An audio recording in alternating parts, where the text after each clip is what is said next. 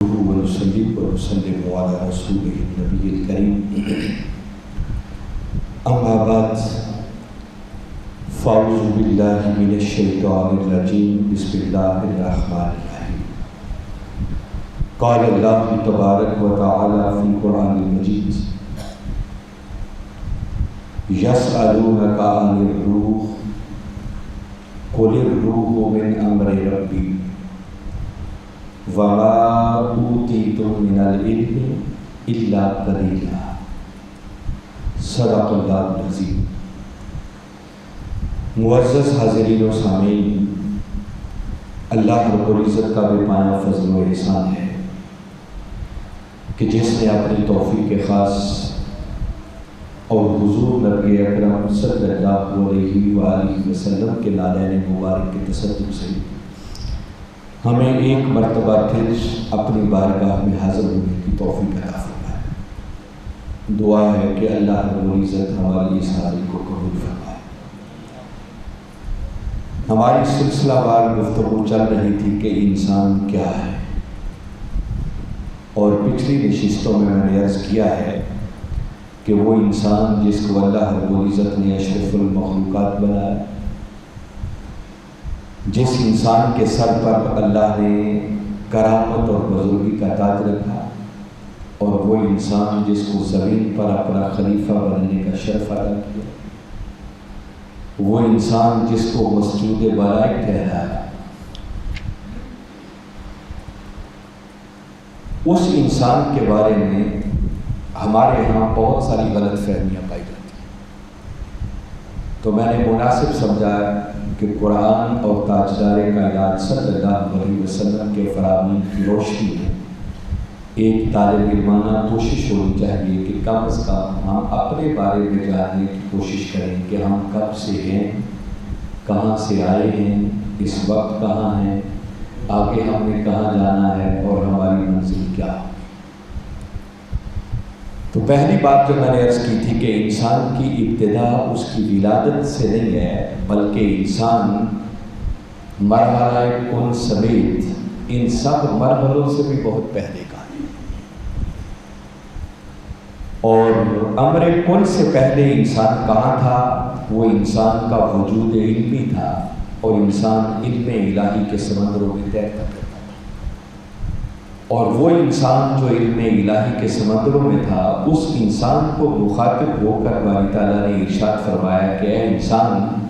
کب تک راز کے پردوں میں چھپا رہے گا؟ اب راز کے پردوں سے نکل کر افشا بھی ہو جا، ظاہر بھی ہو جا۔ تو کن سے ابتدا نہیں ہوئی، بلکہ کن سے اللہ رب العزت نے اس راز کے پردوں میں چھپے ہوئے انسان کو فقط ظاہر کیا، اور آگے پھر عالم ارواح شروع ہوا، اور وہ پہلی سر جو روح میں بدلی وہ سر محمد مصطفیٰ صلی اللہ علیہ وسلم تھی۔ اس سے پھر اللہ رب العزت نے بقیہ ارواح کو اور پھر کائنات کے پورے نظام کو آگے تخلیق کیا۔ عالم ارواح کیا ہے؟ آج جو میں نے گفتگو کے عنوان کے طور پر ایک آیت کریمہ تلاوت کی، باری تعالیٰ نے ارشاد فرمایا یسألونک عن الروح، اے میرے محبوب مکرم صلی اللہ علیہ وسلم، یہ آپ سے پوچھتے ہیں کہ روح کیا شے ہے؟ فرمایا کل، محبوب اپنی میٹھی میٹھی زبان سے انہیں بتا دو، الروح من امر ربی، کہ یہ روح تو میرے رب کے امر سے ہے۔ وہ جو اس نے فرمایا نا انما امرہ، اب اس کا امر کیا ہے؟ فرمایا اللہ کا امر تو فقط یہ ہے اذا اراد شیئا، کہ جب وہ کسی شے کا ارادہ کرتا ہے تو ان یقول لہ، تو اسے کہتا ہے کن، ہو جا، فیکون، تو بس وہ ہونے لگتی ہے اور پھر ہوتی رہتی ہے۔ تو یہ جو اس نے امر کن جاری کیا، تو اس کن کے امر سے پھر آگے روحوں کا سلسلہ شروع ہوا، جو فرمایا کہ محبوب نے بتا دو کہ روح تو میرے رب کے امر سے ہے۔ اس کے اوپر جو کچھ تھا وہ راز تھا، تو راز ہی ہوتا ہے، اس کی پوری حقیقت انسان کو معلوم نہیں، تاہم اللہ اور اس کا رسول صلی اللہ علیہ وسلم اپنے رسولوں میں سے، اپنے انبیاء میں سے، اور پھر ان کے بعد تاجدار کائنات صلی اللہ علیہ وسلم کی امت کے اولیاء اور عرفاء میں سے جن پر جتنا چاہیں پردہ اٹھا کر اس راز سے بھی کچھ نہ کچھ آگاہی عطا فرما دیتے، جس وجہ سے عرفاء کی میں باتیں آپ کو بتاتا رہا ہوں کہ پھر کوئی عارف بولا تو اس نے کہا کہ کن فیکون تے کل بھی کر دے، اسی کوئی پریت لگا تو کچھ انہوں نے دیکھا، کچھ پردہ اٹھا تو تبھی ایسی باتیں کی نا۔ اس کے بعد پھر عالم ارواح ہے اور روح کی حقیقت جو قرآن بیان کرتا ہے کہ محبوب صرف انہیں اتنا بتا دو کہ روح تمہارے رب کے، روح میرے رب کے امر سے ہے، اور آگے اتنا فرمایا وما اوتیتم من العلم الا قلیلا، کہ اس روح کے بارے میں تمہیں علم تو دیا گیا ہے مگر بہت ہی تھوڑا، قلیل علم دیا گیا ہے، اس کے بھی پورے احوال کوئی انسان نہیں جان سکتا۔ تاہم یہ ضرور ہے کہ عالم ارواح ہے، اسی کو عالم امر بھی کہتے ہیں، اسی کو عالم غیب بھی کہتے ہیں، یہ ایک پورا عالم ہے۔ وہ جو علم باری تعالیٰ نے دیا ہے، اگر قرآن کا مطالعہ کریں تو قرآن پاک نے اس عالم ارواح میں ہونے والے 3 میثاقوں کا ذکر کیا ہے۔ جو قرآن میں علم ملتا ہے وہ تھوڑا سا میں آپ کو اس کا تعارف بھی کرواتا ہوں۔ سب سے پہلا میثاق اللہ رب العزت نے سب انسانوں کی روحوں سے لیا۔ یہ عالم ارواح کی بات ہے کہ وہاں کیا ہوگا، اور اس کا ذکر سورہ اعراف قرآن پاک کی 7ویں سورت ہے اور اس کی آیت نمبر ہے 172۔ اس آیت کریمہ میں باری تعالیٰ نے فرمایا وَإِذْ أَخَذَ رَبُّكَ مِن بَنِي آدَمَ مِن ظُهُورِهِمْ ذُرِّيَّتَهُمْ وَأَشْهَدَهُمْ عَلَىٰ أَنفُسِهِمْ أَلَسْتُ بِرَبِّكُمْ قَالُوا بَلَىٰ شَهِدْنَا أَن تَقُولُوا يَوْمَ الْقِيَامَةِ إِنَّا كُنَّا عَنْ هَٰذَا غَافِلِينَ۔ یہ باری تعالیٰ نے پہلا میثاق جو عالم ارواح میں ہوا ہے اس کا ذکر سورہ اعراف کی اس آیت کریمہ میں، جس کا خلاصہ یہ ہے کہ حضرت آدم علیہ السلام کی اولاد سے جس نے بھی قیامت تک پیدا ہونا تھا، باری تعالیٰ نے ان سب کی روحوں کو اکٹھا کر دیا۔ اس کی تفصیلات احادیث مبارکہ میں ملتی ہے کہ باری تعالیٰ نے آدم علیہ السلام کی پشت پر اپنا دست مبارک جو پھیرا تو قیامت تک جس نے ان کی پشت سے پیدا ہونا تھا روحوں کی شکل میں ان کی پشتوں سے جھڑنے لگے۔ یہ بات بھی ملتی ہے کہ یہ جو باری تعالیٰ نے عہد لیا روحوں سے، یہ میدان عرفات میں ہوا۔ بات عالم ارواح کی ہے مگر میدان جس کا ذکر آتا ہے وہ میدان عرفات ہے، اور یہ بھی ذکر ملتا ہے کہ جب حشر برپا ہوگا تو وہ بھی میدان عرفات میں ہوگا، وہ ایک عالم آخرت ہوگا۔ تو ذکر حدیث مبارکہ میں اس کا ملتا ہے، اور باری تعالیٰ نے ساری روحوں کو اپنے سامنے بٹھا کر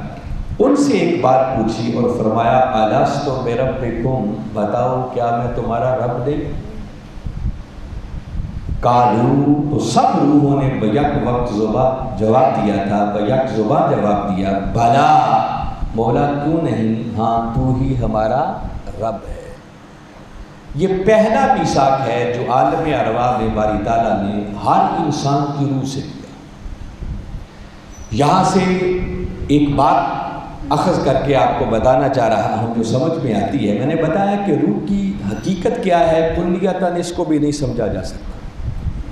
باری تعالیٰ نے خود فرما دیا کہ علم تو دیا ہے مگر بڑا تھوڑا علم اس کا دیا ہے۔ مگر ایک بات سمجھ میں آتی ہے کہ باری تعالیٰ نے جب عالم ارواح کے اندر ان ساری روحوں کو متمثل کیا ہوگا، ارواح کی شکل میں اپنے سامنے ان کو جمع کیا ہوگا، تو ان سے جب بات کی ہوگی الستُ بربکم، بتاؤ کیا میں تمہارا رب نہیں ہوں، تو لگتا یوں ہے جیسے اس نے اپنے حسن کے پردے اٹھائے ہوں گے اور اپنے حسن کی ایک جھلک کروائی ہو۔ اور پھر اگر باری تعالیٰ ان سے پوچھ رہے تھے الستُ بربکم، بتاؤ کیا میں تمہارا رب نہیں ہوں، تو یہاں سے ایک بات یہ بھی سمجھ میں آتی ہے کہ روح کی ایک ایسی مخلوق ہے جو سنتی بھی ہے۔ وہ سنتی ہے تو تبھی باری تعالیٰ ان سے بات کر رہے تھے نا۔ اور آگے قرآن جو کہتا ہے انہوں نے جواب دیا بلا مولا کیوں نہیں، ہاں تو ہی ہمارا رب ہے، تو اس کا معنی یہ ہے کہ روحیں بولتی بھی ہیں۔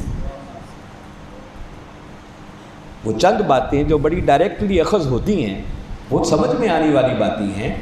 کل حقیقت تو انسان کی سمجھ میں نہیں آتی، مگر روح ایک ایسی مخلوق ہے یقیناً جو دیکھتی بھی ہے، جو سنتی بھی ہے، جو سمجھتی بھی ہے، جو بولتی بھی ہے۔ اس سے زیادہ حال کر اللہ اور اس کا رسول صلی اللہ علیہ وسلم ہی جانتا۔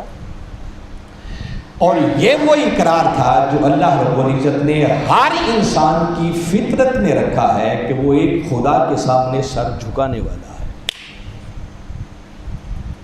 یہ جو میثاق، یہ جو وعدہ ہوا تھا، اس کو وعدہ الست بھی کہتے ہیں۔ اور باری تعالیٰ نے جب ان سے وعدہ لے دیا اور سب نے کہا کہ مولا ہاں تو ہی ہمارا رب ہے، تو اس وعدے سے بھی پہلے باری تعالیٰ نے کیا کیا؟ جب ساری روحوں کو ان کی پشت سے نکال دیا تو وَأَشْهَدَهُمْ عَلَىٰ أَنفُسِهِمْ، تو ان سب کو خود انہی پر گواہ بھی بنا دیا۔ فرمایا اس میثاق کے گواہ بھی بن جاؤ۔ اور جب قالوا بلا کی بات ہو گئی تو آگے فرمایا شہدنا، پھر ہم نے گواہی دی۔ مفسرین لکھتے ہیں کہ اس گواہی سے مراد ہے کہ پھر ملائکہ بول اٹھے کہ مولا اس وعدے پر ہم بھی گواہ ہوتے۔ اور یہ گواہی کیوں لی گئی؟ ان تقولوا یوم القیامت، کہ جب پھر قیامت کا دن آئے تو وہ جو انکار کرنے والے ہوں گے، اس دنیا میں آ کر انکار کیا ہوگا، اللہ کی نافرمانیاں کی ہوں گی، ان پر یہ عذر ختم ہو جائے گی، کہیں یہ نہ کہیں کہ انا کنا عن ھذا غافلین، کہ مولا ہمیں تو معلوم ہی نہیں ہے کہ وعدہ ہوا بھی تھا یا نہیں ہوا تھا۔ تو اللہ نے یہ حجت قائم کر دی، ان کو ان پر بھی گواہ بنا دیا اور خود ملائکہ کو بھی گواہ بنا دیا۔ اب یہاں رک کر صرف ایک سٹوری سنانا مقصود نہیں ہے، ساتھ ساتھ میں چاہتا ہوں کہ ہم اپنی تربیت کا بھی کچھ نہ کچھ سامان اخذ کرتے چلے جائیں۔ ایک بات یہاں سے یہ بھی نکھر کے سمجھ میں آ جاتی ہے کہ ہم نے اللہ رب العزت کی بارگاہ میں حاضر ہو کر ایک وعدہ کیا ہوا ہے، اور وعدہ یہ کیا ہوا ہے کہ مولا تو ہی ہمارا، ہم تجھی پر ایمان لاتے ہیں، تیری توحید کا اقرار کرتے ہیں، تو ہی ہمیں وجود دینے والا ہے، تو ہی ہماری پرورش کر کے ہمیں بڑا کرنے والا ہے۔ اور جیسے قرآن میں کہا نا اعلیٰ لہ الخلق والامر، سب مخلوق یعنی تخلیق بھی اسی کے لیے ہے اور امر بھی اسی کے لیے ہے۔ تو جب خالق وہ ہے، تخلیق کرنے والا وہ ہے، تو بھئی اس کائنات میں حکم اور نظام کا بھی پھر اسی کا ہی چلے گا۔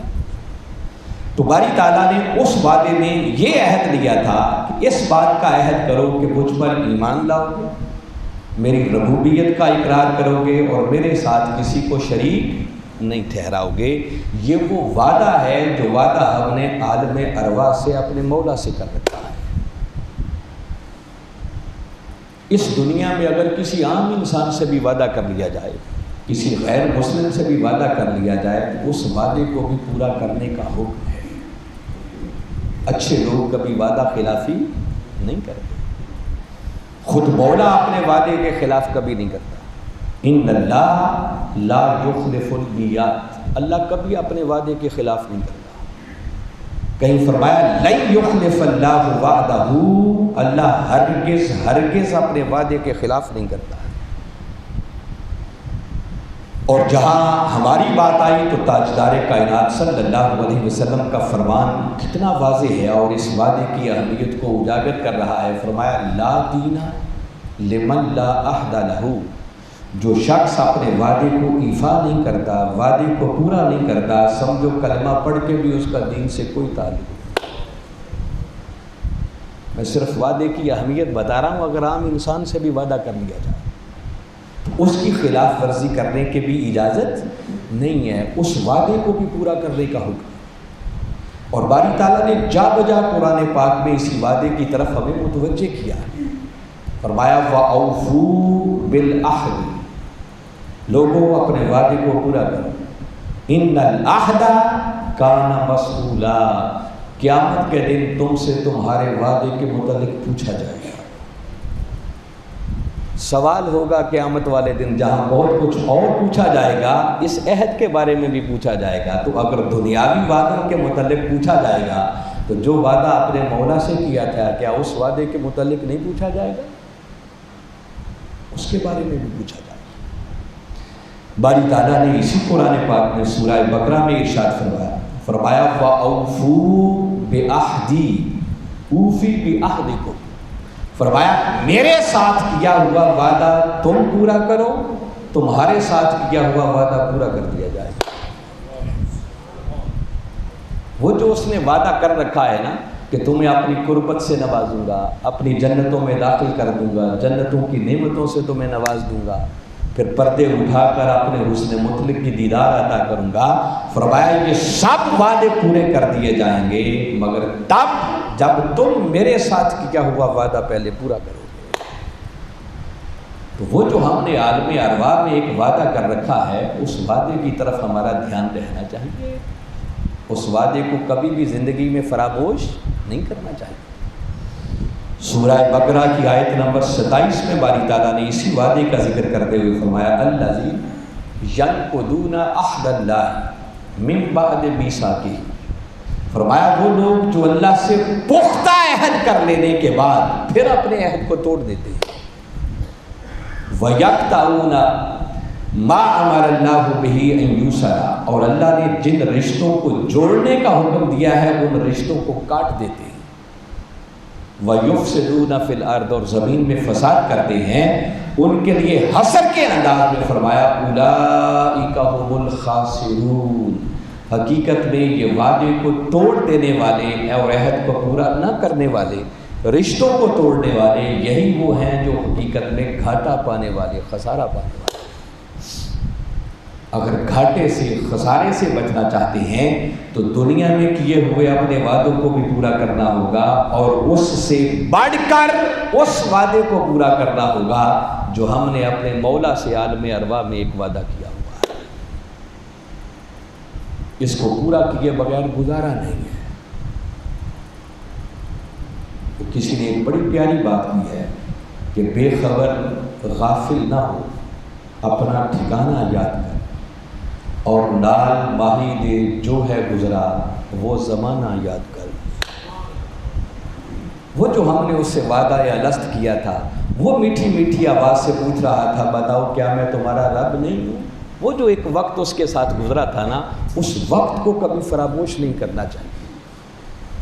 اس کو ہمیشہ یاد رکھنا چاہیے۔ وہ وعدہ یہ تھا کہ مولا تجھ پر ایمان لائیں گے، تیری توحید کا اقرار کریں گے، اور تیرے ساتھ ہم کسی کو بھی شریک نہیں ٹھہرائیں۔ مگر اگر ہم اپنے حال کا اندازہ کریں تو صورتحال یہ ہے کہ ہم نے اس مولا کے ساتھ کئی اس کے شریک بنا دیے، حالانکہ وہ حکم دیتا ہے لا تجعلوا للہ اندادا، لوگوں اللہ کی نیت اس کا شریک نہ بناؤ، اور ہم نے کتنے کو اس کے شریک بنا دیے۔ معبود تو صرف وہی ہے نا، اور قرآن کہتا ہے کہ کیا آپ نے نہیں دیکھا اس شخص کو جس نے اپنی خواہش نفس کو اپنا معبود بنا لیا؟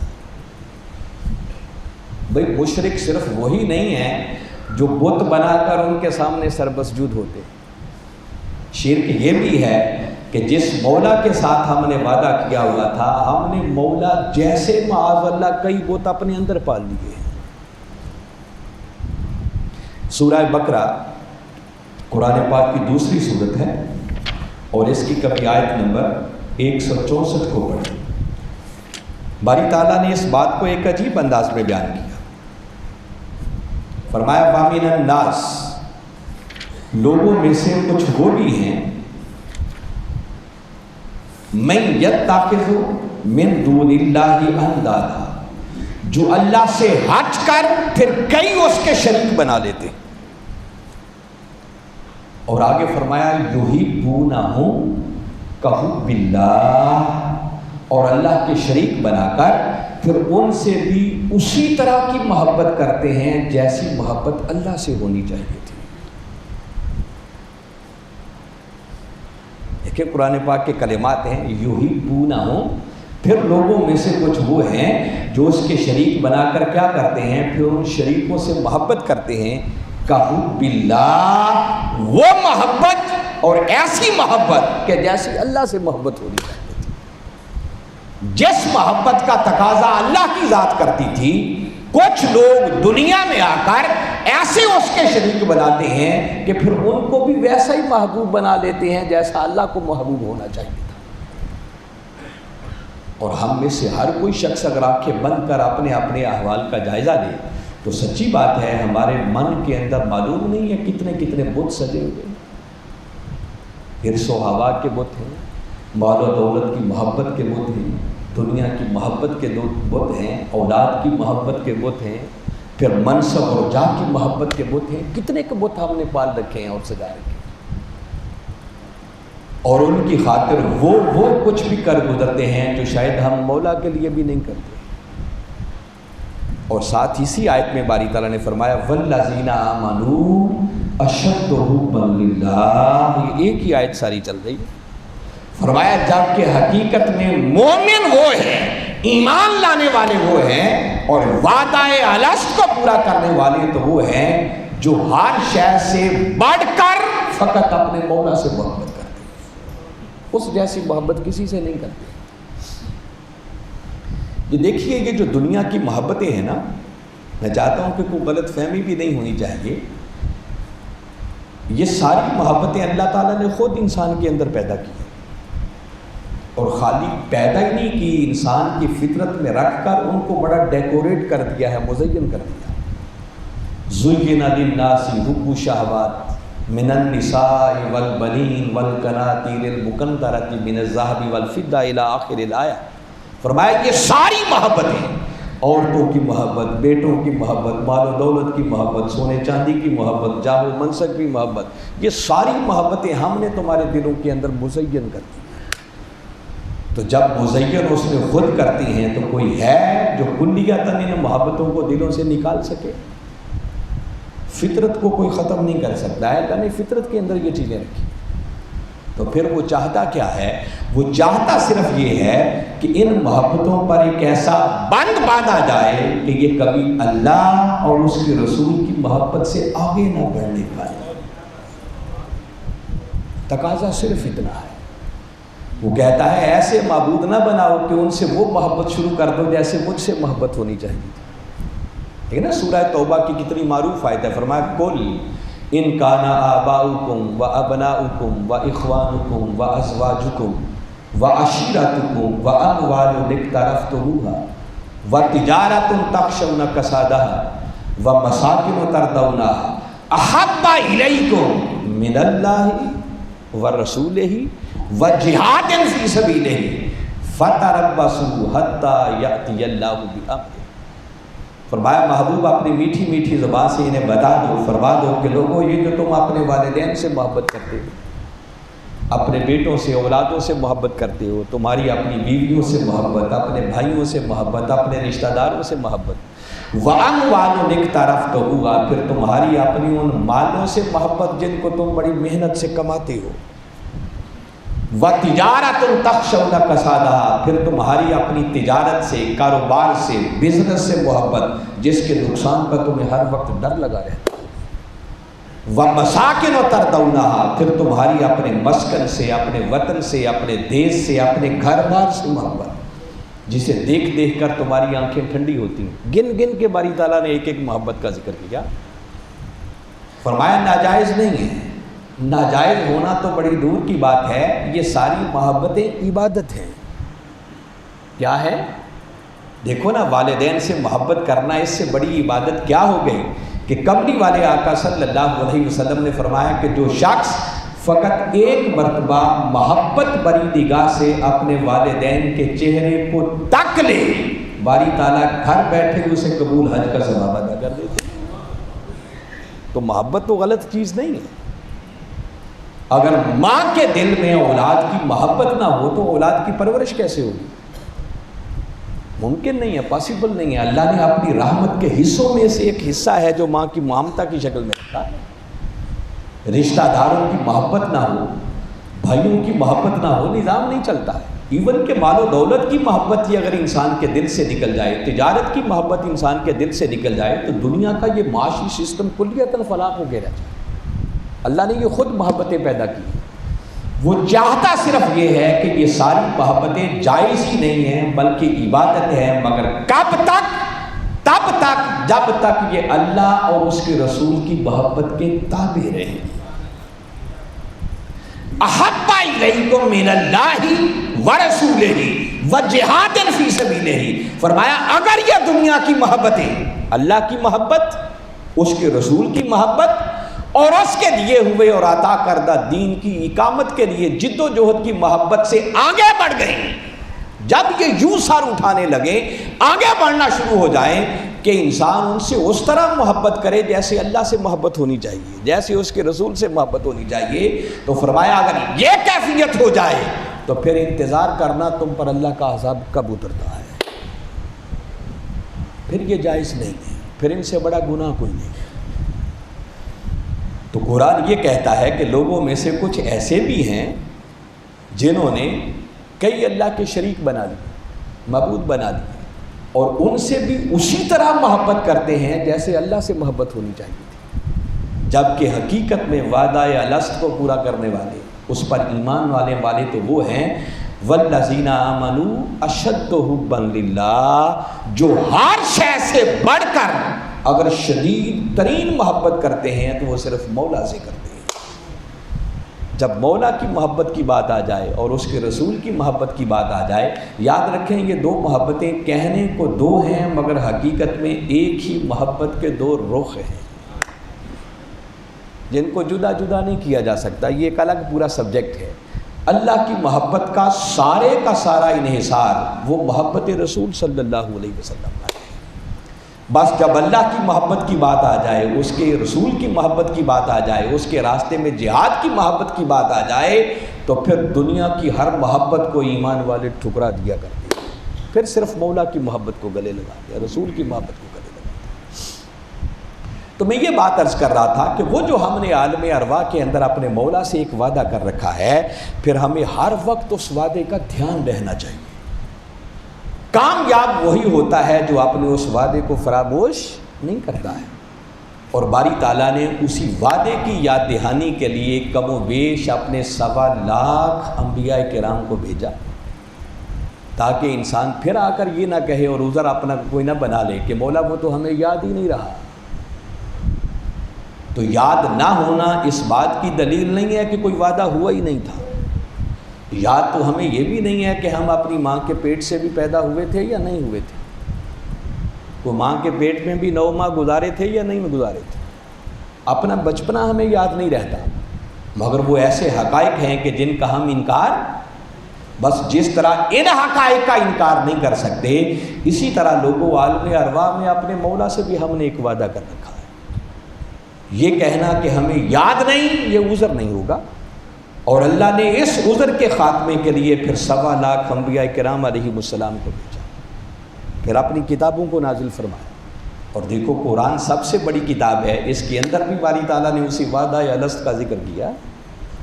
تاکہ کوئی عذر نہ رہے کہ ہمیں یاد نہیں ہے، کسی نے بتایا نہیں تھا۔ اور پھر انبیاء کے بعد اور نبوت کا دروازہ بند ہو جانے کے بعد پھر تاجدار کائنات صلی اللہ علیہ وسلم کی امت کے علماء اور عرفاء، یہ وہ لوگ ہیں جو اسی وعدہ الست کو یاد کرواتے ہیں،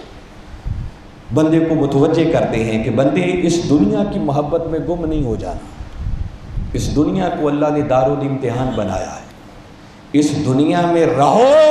مگر دنیا تمہارے اندر نہ رہے۔ قبلہ حضور اکثر فرمایا کرتے ہیں نا، آپ فرماتے ہیں کہ اس کا مطلب یہ نہیں کہ دنیا چھوڑ کے جنگلوں میں چلے جاؤ، نہیں، دنیا میں رہو، اسی دنیا میں تم نے رہنا ہے، اس دنیا میں رہے بغیر بھی گزارا نہیں ہے۔ دیکھو نا کشتی، اگر پانی نہ ہو تو کشتی چل نہیں سکتی ہے، تو پانی کے بغیر گزارا نہیں، اور اگر وہی پانی کشتی کے اندر آنا شروع ہو جائے تو تباہی کا باعث بن جائے۔ تو دنیا میں رہو مگر خود دنیا تمہارے اندر نہ رہے، اس طرح دنیا میں گم مت ہو جاؤ کہ اس مولا کی یاد سے غافل ہو جاؤ۔ یہ وجہ ہے کہ باری تعالیٰ نے مردان خدا کو جب ڈیفائن کیا کہ مرد کون ہیں، حقیقت میں مردان خدا کون ہوتے ہیں، تو فرمایا رجال لا تلہیہم تجارت